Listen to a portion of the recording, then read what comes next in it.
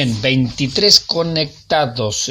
Mi hermana Pati Ormeño se ríe ahí de mí, de las cosas que yo digo. Julio y Nostroza Mella nos dice bendiciones, Pastor Mauricio. Gloria al Señor, sí, por todo lo que estamos haciendo. Así es que bueno, vamos entonces con nuestra clase del día de hoy, repasando brevemente lo que veníamos haciendo. Vimos nosotros la preexistencia y eternidad de Cristo como primer punto, ¿sí? Ese fue nuestro primer punto. Dijimos que la Biblia habla claramente de que Jesucristo siempre ha existido, no con el nombre Jesús. Jesús es un nombre humano que el ángel le puso, ¿cierto? Orden de Dios, por supuesto, a partir de el momento de la concepción. Es decir, antes de eso él no se llamaba Jesús. Entonces, en el momento en que se produce la anunciación por parte del ángel Gabriel allí a una virgen llamada María, dice, y pondrás por nombre Jesús. Entonces, a partir de allí le conocemos como Jesús. En el Antiguo Testamento, ya lo vimos en la materia angelología, lo conocemos bajo, sobre todo, el nombre del ángel de Jehová. Ese es el Señor Jesucristo. Hoy una hermana me hacía una pregunta al WhatsApp, acerca de los tres ángeles que fueron a visitar allí a Abraham. Bueno, obviamente uno de ellos que habla como Jehová, uno de ellos es justamente el Señor Jesucristo, ¿sí?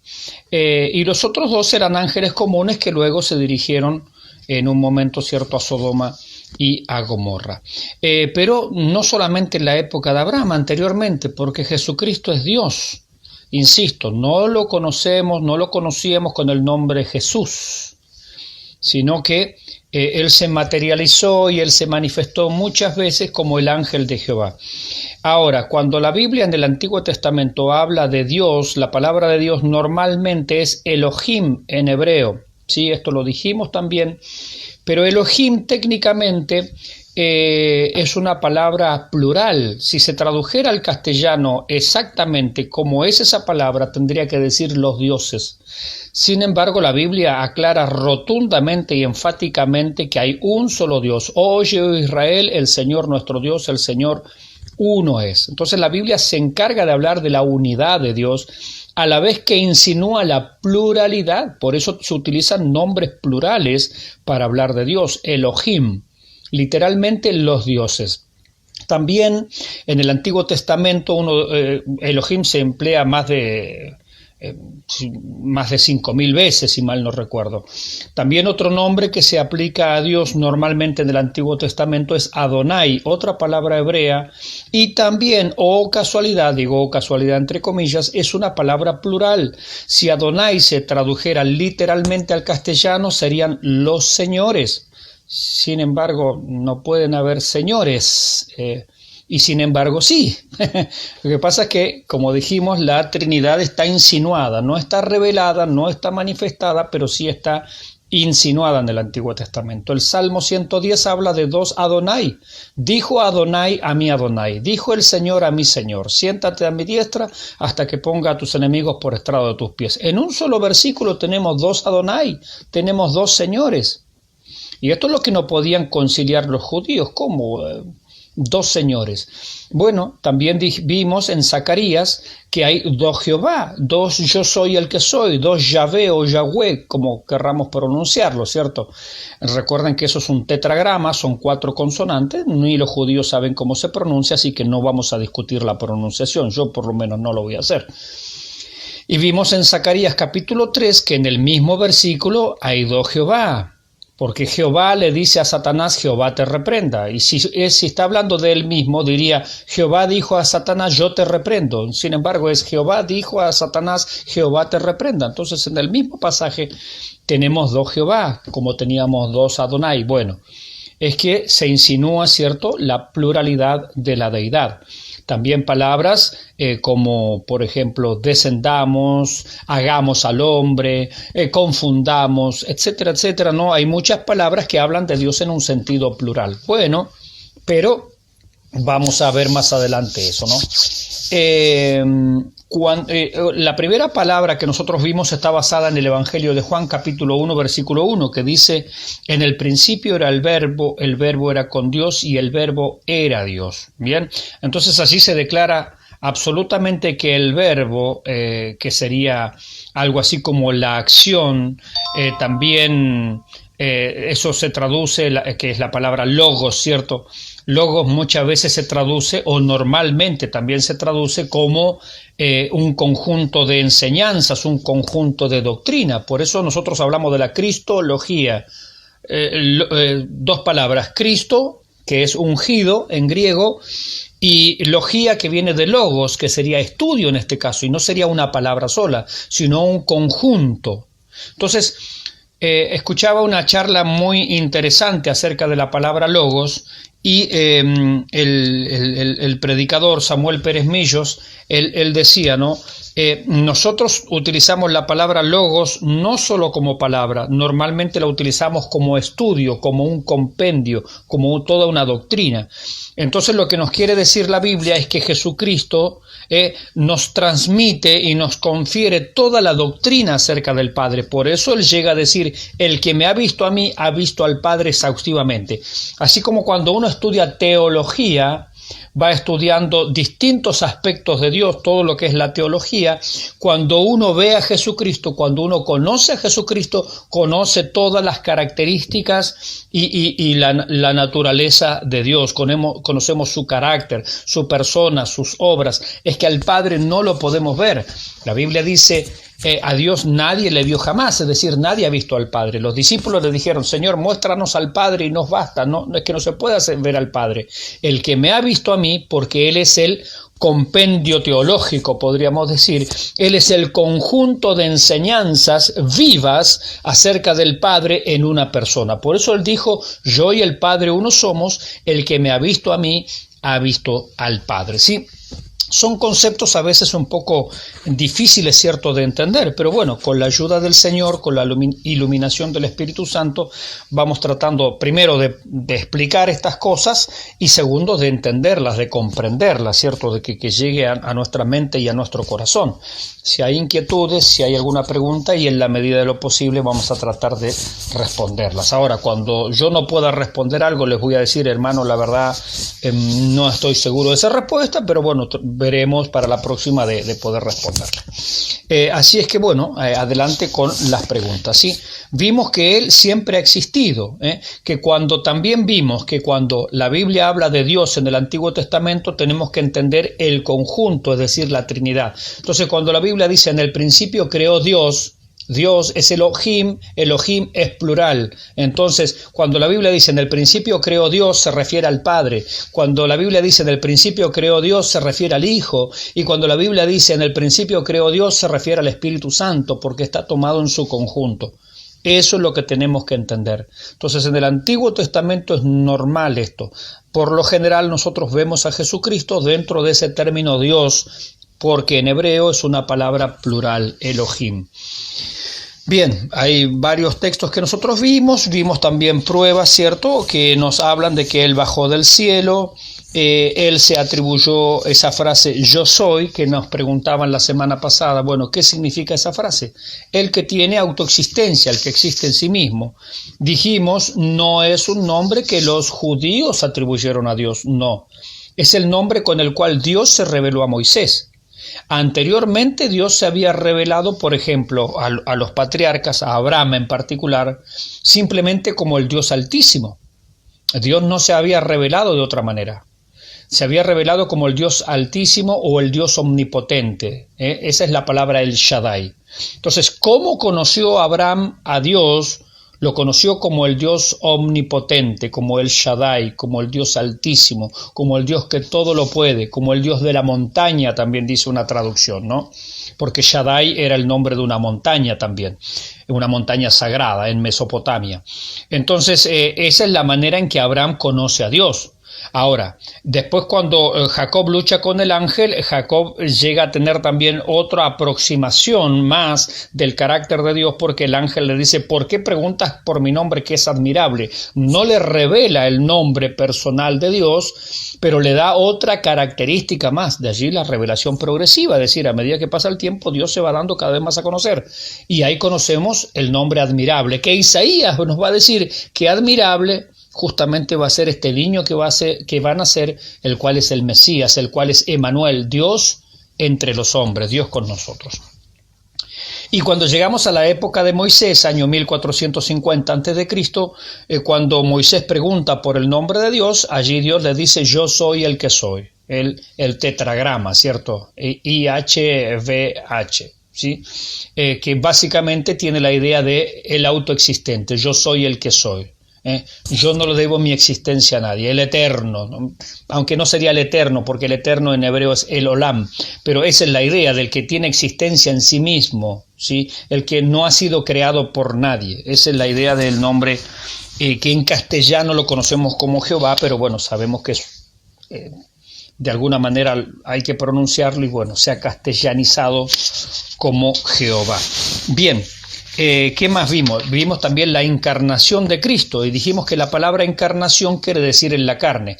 Ahora, no hay que confundir andar en la carne, porque Pablo cuando dice andar en la carne se refiere a la naturaleza corrupta, la naturaleza pecaminosa, ¿sí? Eso para Pablo es andar en la carne. Ahora, cuando Juan habla de que Jesucristo vino en carne, se está refiriendo al cuerpo humano.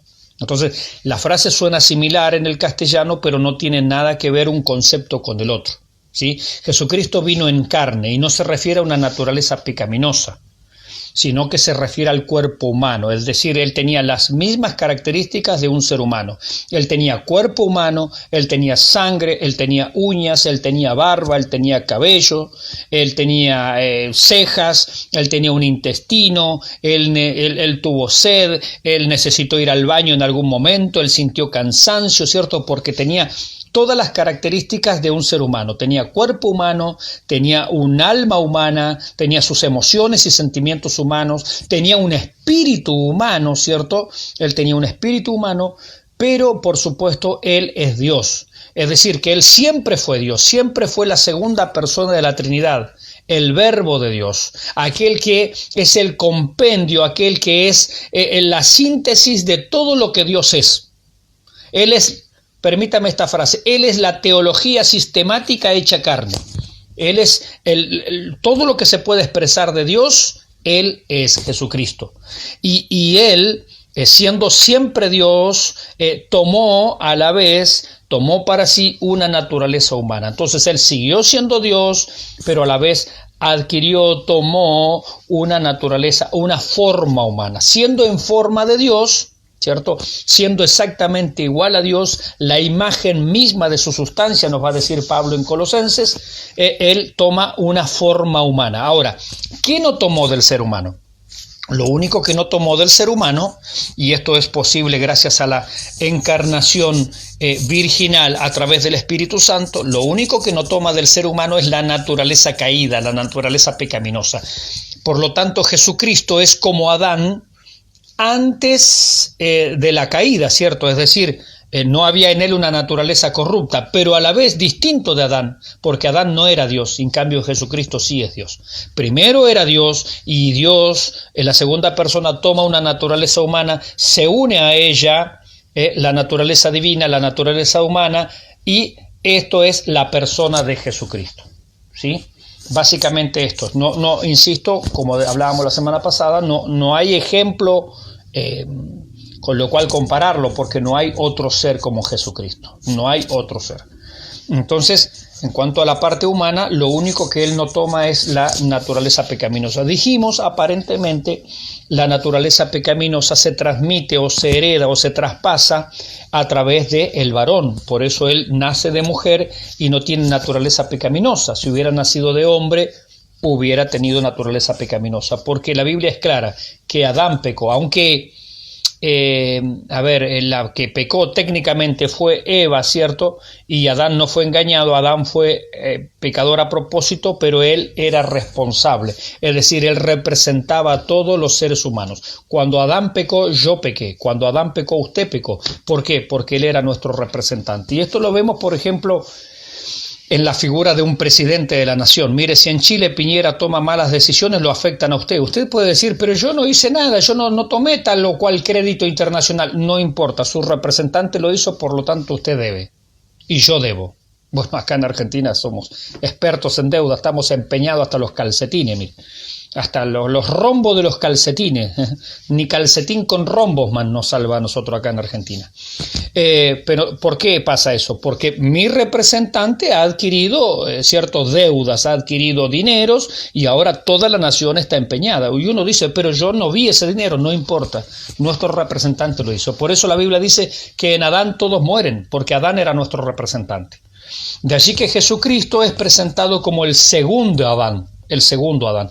Así como en Adán todos mueren, en Jesucristo, el segundo Adán, todos serán vivificados, los que creen en Él, los que venimos por la fe a Él, los que le aceptamos por la fe a Él, mis hermanos. ¿Sí?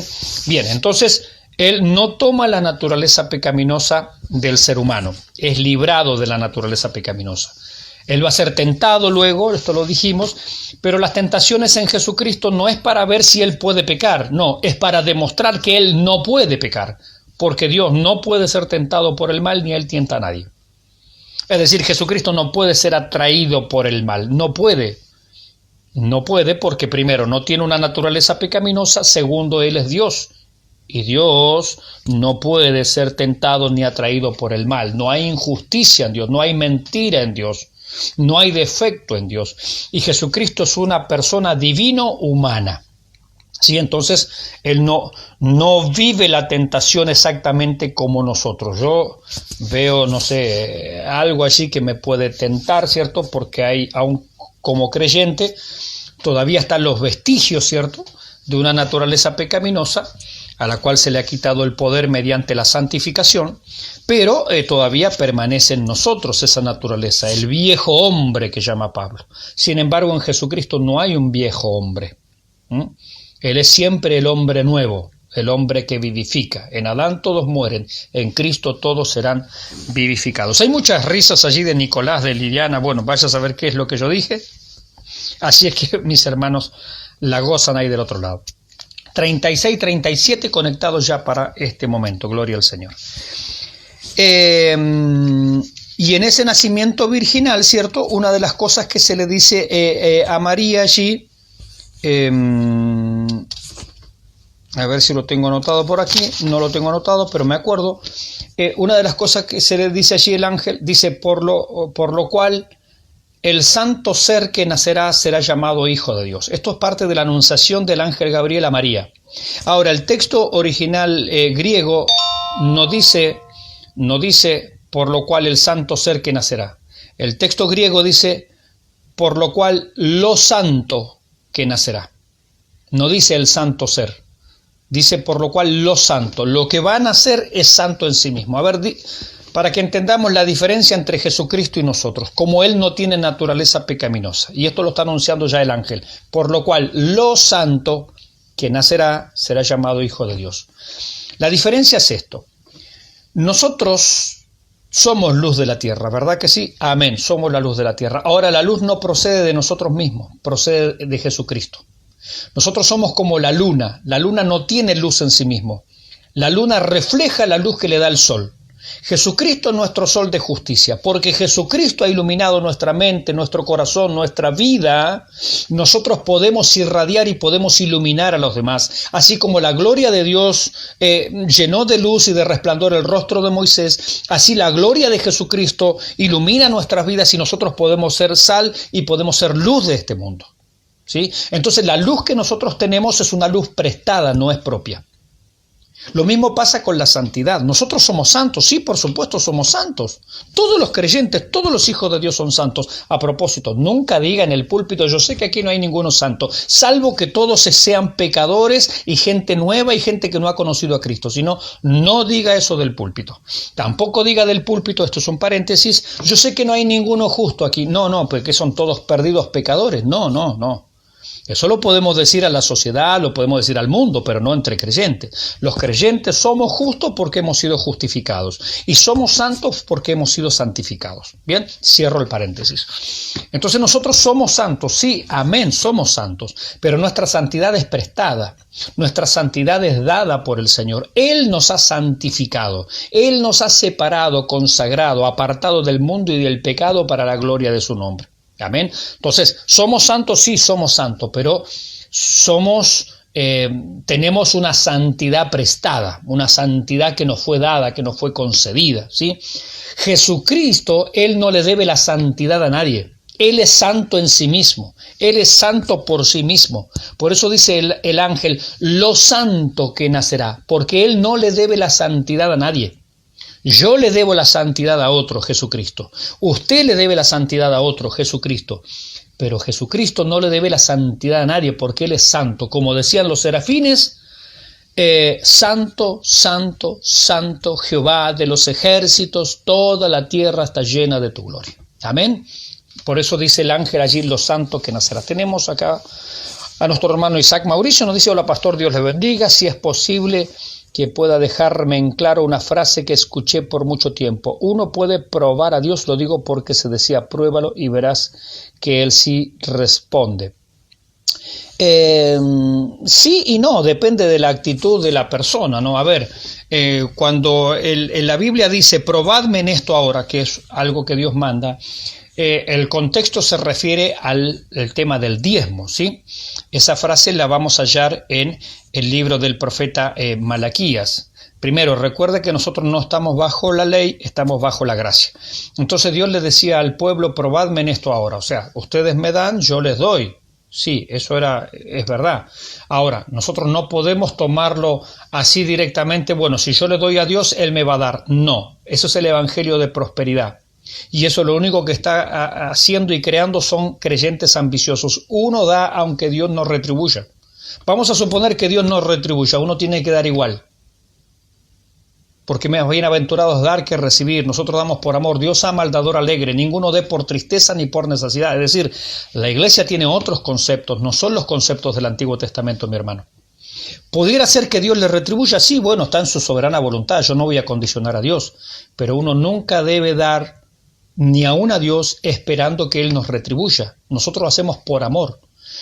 Como decía Job, por ejemplo, dice, aunque Él me matare, en Él esperaré. Es decir, Él puede no sanarme, Él puede no responderme, sin embargo, yo le amo igual, porque no estoy dependiendo de las dádivas. Yo no amo lo que Dios me puede dar, yo le amo a Él por lo que Él es. Imagínese, permítame ponerlo en un contexto hogareño, mire, que usted le dijera a su esposa, bueno, mi querida, yo te amo por la comida que haces. No creo que sea un gran halago para su esposa. Es decir, ¿y si yo no supiera cocinar, me amarías? Y entonces ya está en tela de juicio ese amor. Es un amor condicional, es un amor en realidad por conveniencia, es un amor por avaricia en cierta forma, en cierto sentido. Es decir, la frase correcta que a su esposa le gustaría escuchar de usted y a mi esposa le gustaría escuchar de mí, amor mío, aunque se te queme la comida, yo te amo igual, porque no te amo por lo que tú me puedes dar, te amo por lo que tú eres. Dios no está esperando que nosotros como creyentes le amemos por lo que Él nos puede dar. Por eso digo, el evangelio de prosperidad lo único que está haciendo es creyentes idólatras. Gente idólatra que ama el dinero, y el amor al dinero es la raíz de todos los males. Apártate de los tales, de los que enseñan cierto por lucro, de los que enseñan cierto por ganancia deshonesta, etcétera, etcétera. Eso, hermano, es absolutamente pecado. Ahora, en el Antiguo Testamento sí, bueno, había un texto así, pero insisto, nosotros no lo podemos tomar de esa manera, porque para nosotros como iglesia las leyes que tenemos acerca del dar, del ofrendar, son distintas. La iglesia no está bajo las leyes del Antiguo Testamento. Tenemos que saber interpretarla. En el Antiguo Testamento corría.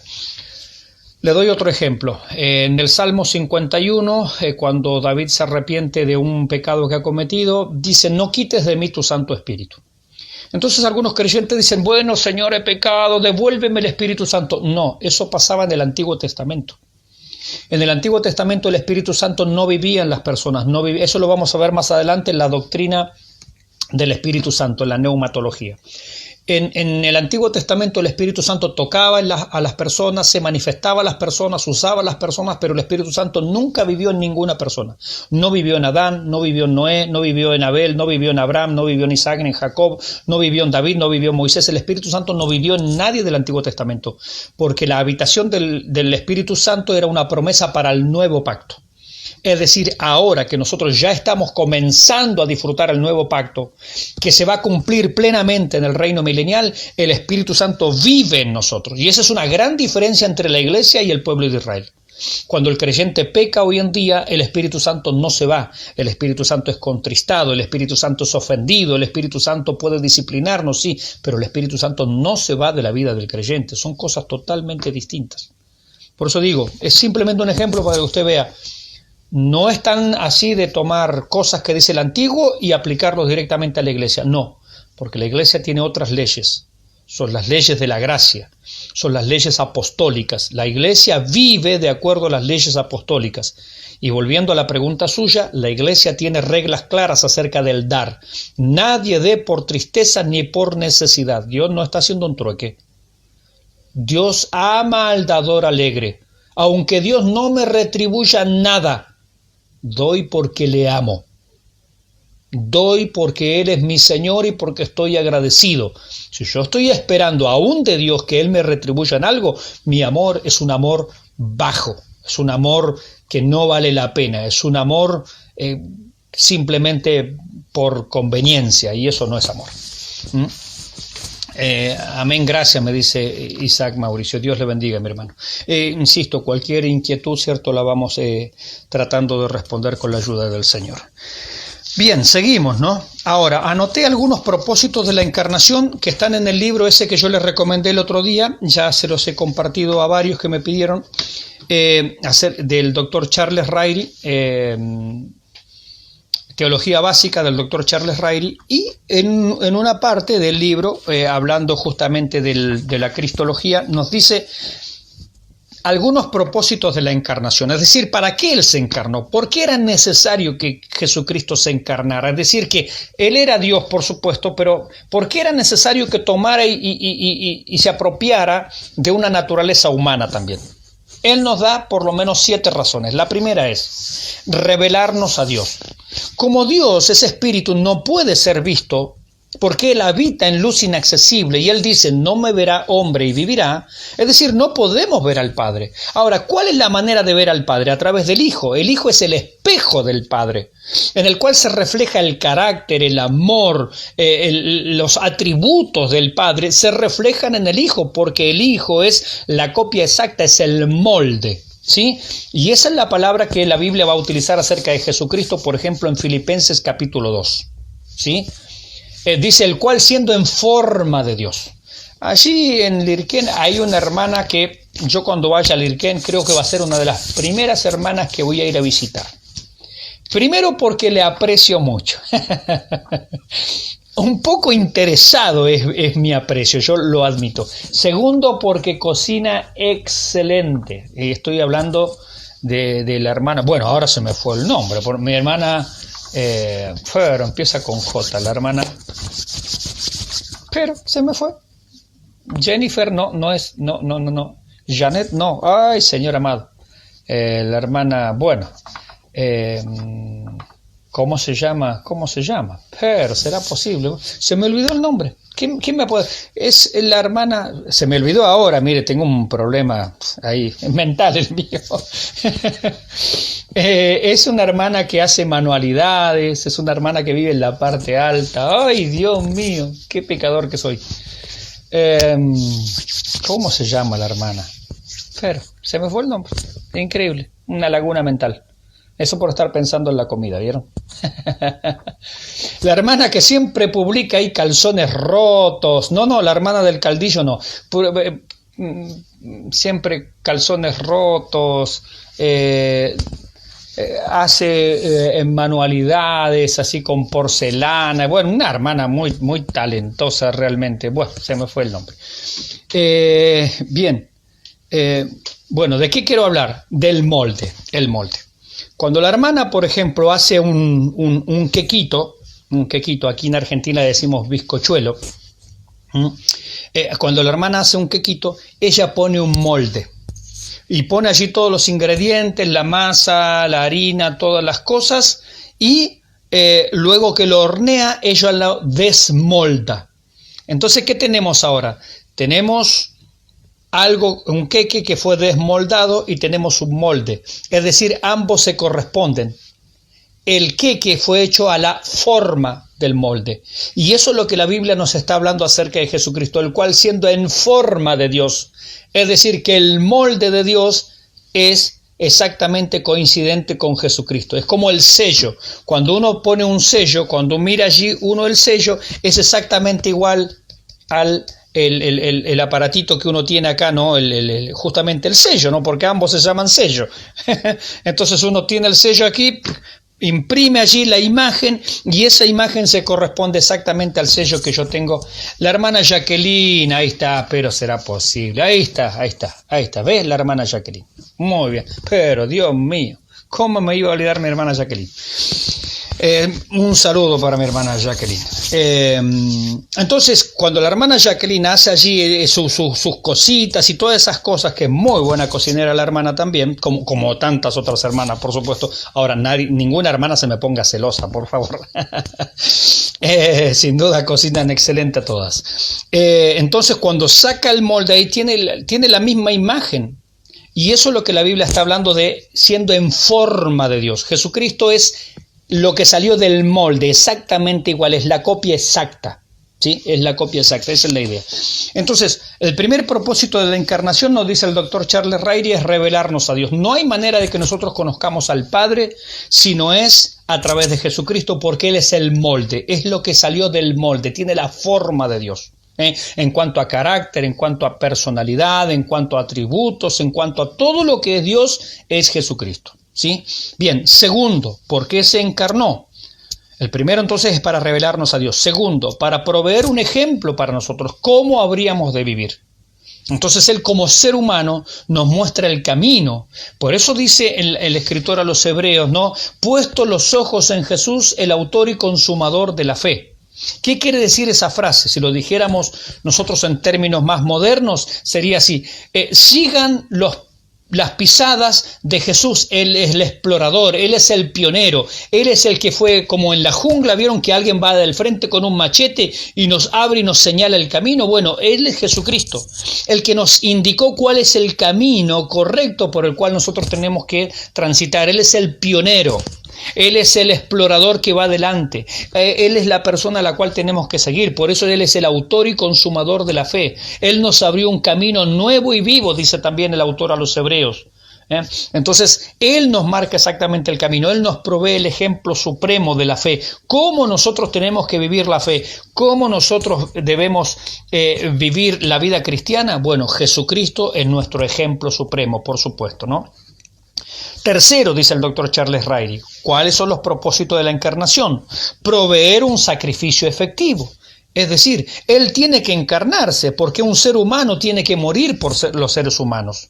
Un ser humano tiene que vencer al pecado en la carne. Un ser humano tiene que vencer al diablo en la carne, así como el primer Adán fue vencido por el diablo y fue vencido por el pecado. Otro ser humano, como lo fue Adán, tiene que recuperar, tiene que librarnos de esta situación. Entonces Él va a proveer un sacrificio efectivo, tiene que ser derramada sangre inocente, insisto. Mi sangre, la sangre suya, la sangre de ningún ser humano sirve para la redención, solo la de Jesucristo, porque esa es la tipificación del Antiguo Testamento. ¿Se acuerda que dijimos? ¿Qué nos dice ahí? Isaac nos dice, yo cocino unas papas fritas con huevo frito, muy buen plato. Bueno, gloria a Dios, ¿no? Bien. ¿Se acuerda que dijimos la semana pasada que los sacrificios tenían que ser, por ejemplo, de ovejitas sin defecto, inocentes? No servía una oveja tuerta con la patita quebrada, toda sarnosa, no servía. Tenía que ser una ovejita perfecta, porque eso tipificaba el Cordero de Dios, el Cordero que iba a ser derramado en la cruz, que iba a ser ofrecido en sacrificio expiatorio. Estoy hablando de Jesucristo. Tenía que ser perfecto. No podía tener defecto, no podía haber mancha en Él, no podía haber arruga en Él. Su sangre tenía que ser pura e inmaculada, y solo la persona del Dios hombre, es decir, Jesucristo, podía cumplir esas características. ¿Qué otro ser humano podría ofrecerse? ¿A alguien? No hay nadie. absolutamente nadie que pudiera ocupar ese lugar. Cuarto, poder cumplir el pacto davídico. Bueno, esto está por cumplirse. Dios le dijo a David, dentro del pacto davídico, que es el sexto pacto que aparece en la Biblia, Dios le dijo a David que de su descendencia una persona, es decir, el Mesías, se iba a sentar en su trono para siempre. Es decir, los herederos del trono de Israel son de la dinastía de David y Jesucristo es de la dinastía de David. Entonces, tiene que ser Jesucristo, tiene que ser humano, tiene que encarnarse. Quinto, para destruir las obras del diablo. En Primera de Juan, capítulo 3, versículo 8, dice que Jesucristo apareció para deshacer las obras del diablo.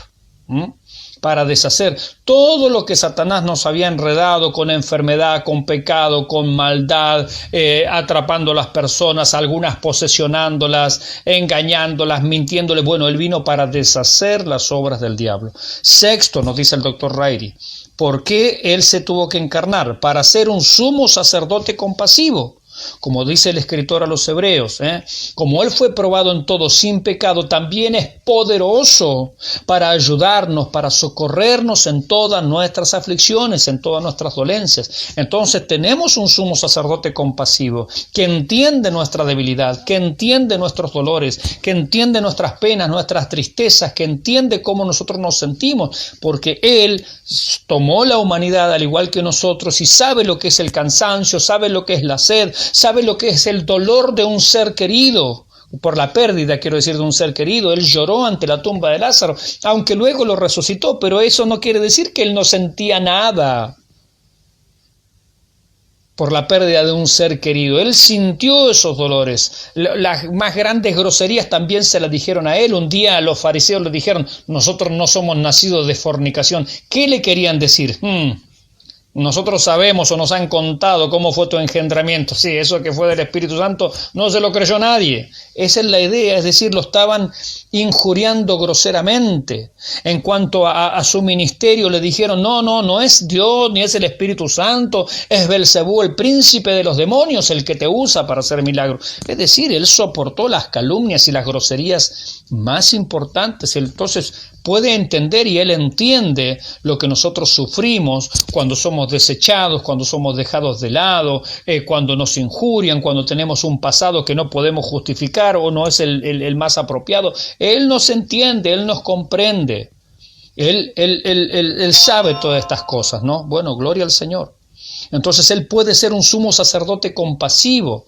Y por último y séptimo, ¿cuáles son los propósitos de la encarnación? Dice el doctor Rairi, para ser un juez competente, porque después Él va a juzgar al mundo. Él dice, el Padre a nadie juzga, sino que todo el juicio lo ha dado al Hijo.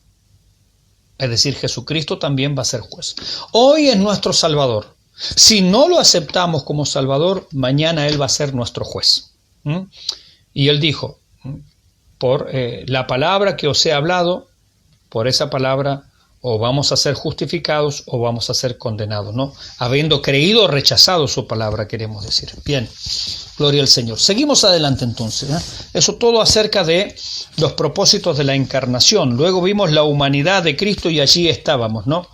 Vimos la humanidad de Cristo y el texto que no encontrábamos la semana pasada, por favor, ahora sí está clarito, Hebreos 10, capítulo 5. Hebreos 10, capítulo 5. Allí dice, me preparaste cuerpo, ¿sí? Y está tomado del Salmo 40, no del 45 que yo decía. Lo que pasa es que en esa porción de Hebreos se mezcla el 40 y el 45. Pero puntualmente esa frase, me preparaste cuerpo, está tomado de Hebreos capítulo 10, versículo 5. Lo leemos, a ver quién se gana la bendición allí. Empezamos a anotar en nuestra pantalla. Si hay preguntas, las vamos haciendo. Gloria al Señor. Hebreos capítulo 10, versículo 5. Dice, por lo cual entrando en el mundo, dice, está hablando de Jesucristo, sacrificio y ofrenda no quisiste, mas me preparaste cuerpo. Bien. Entonces era necesario que Jesucristo tuviera cuerpo. Holocaustos y expiaciones por el pecado no te agradaron.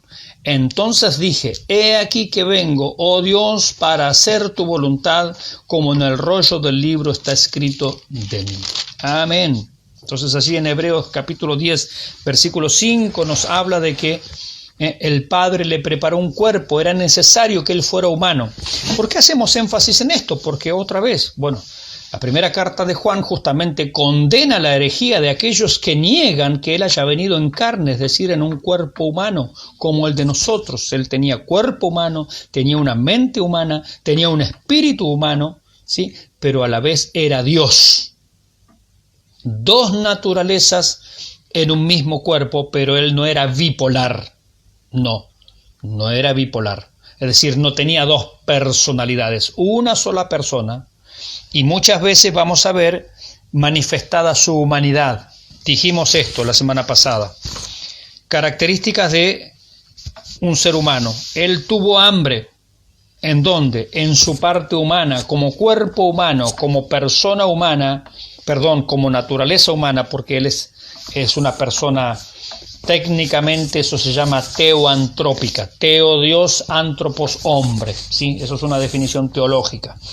Pero él, en su humanidad, él sintió hambre. Ahora, ¿Dios siente hambre? No, pero en la parte humana sí. En su humana naturaleza él sintió hambre. Él se cansó y necesitó descanso. Ahora, ¿Dios se cansa? Dijimos, no, Dios no se cansa, no necesita descansar. Pero sin embargo, en su parte humana, ¿sí? En su naturaleza humana, él necesitó descansar y él se cansó. Sintió compasión por las almas, se apenó por Jerusalén. Tuvo nombres humanos, hijo de David, Jesús, o el equivalente Josué del Antiguo Testamento, que significa Jehová salva. En su humanidad también Jesús es mediador entre Dios y los hombres. Aquí lo dejamos, creo, la semana pasada, ¿no?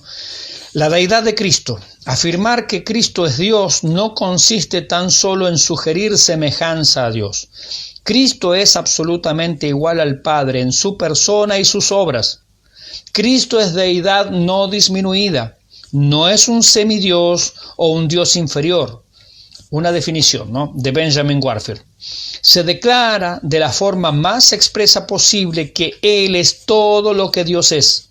Posee toda la plenitud de atributos que hacen a Dios divino. Es decir, Él es de la forma de Dios, Él es el molde de Dios, Él es el reflejo de Dios, Él es exactamente igual a Dios. No podemos ver a Dios el Padre, pero lo conocemos a través de Jesucristo porque Él es la imagen, Él es el espejo, Él es donde se refleja el Padre y podemos conocerle en su carácter, en su obra, en su persona, en sus hechos, en su amor, en su juicio, en su rectitud, en su santidad, y etcétera, etcétera, todos los atributos de Dios. Todo eso lo vemos nosotros en Jesucristo.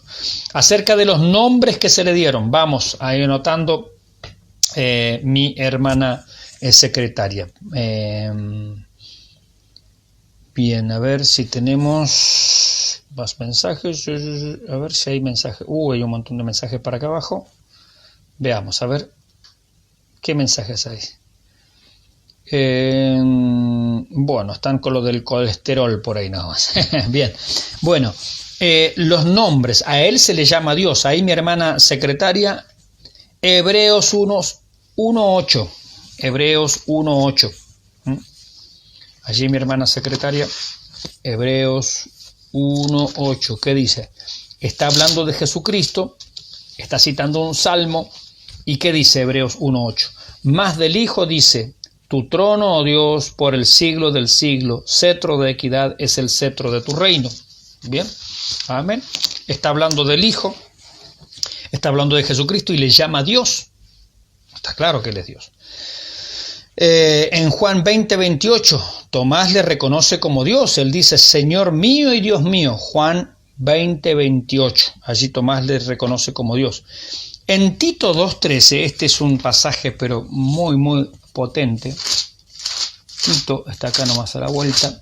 Tito 2:13, dice Pablo hablando de Jesucristo, aguardando la esperanza bienaventurada y la manifestación gloriosa de nuestro gran Dios y Salvador Jesucristo. Así que Tito 2:13 absolutamente declara que Él es Dios, gran Dios y Salvador Jesucristo. No está hablando allí del Padre. El Padre es Dios, pero Jesucristo también es Dios, así como el Espíritu Santo también es Dios. No solamente a Él se le llama Dios, ya vimos que en Salmo 110, anótelo por allí, en Salmo 110 hay dos Adonai, Salmo 110 hay dos Adonai, y en Zacarías 3 hay dos Jehová, en el mismo texto. En Zacarías 3 hay dos Jehová, y en el Salmo 110 hay dos Adonai. Bien. Señor, a Él se le llama Señor. En Mateo 22, 44. Bueno, ahí está citando el Salmo 110, ¿no? Se le llama Señor. Mateo 22, 44 se le llama Señor.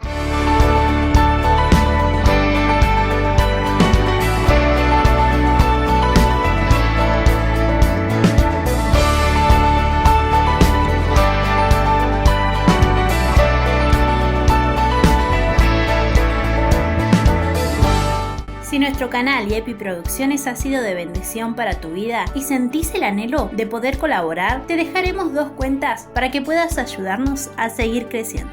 Dios te bendiga.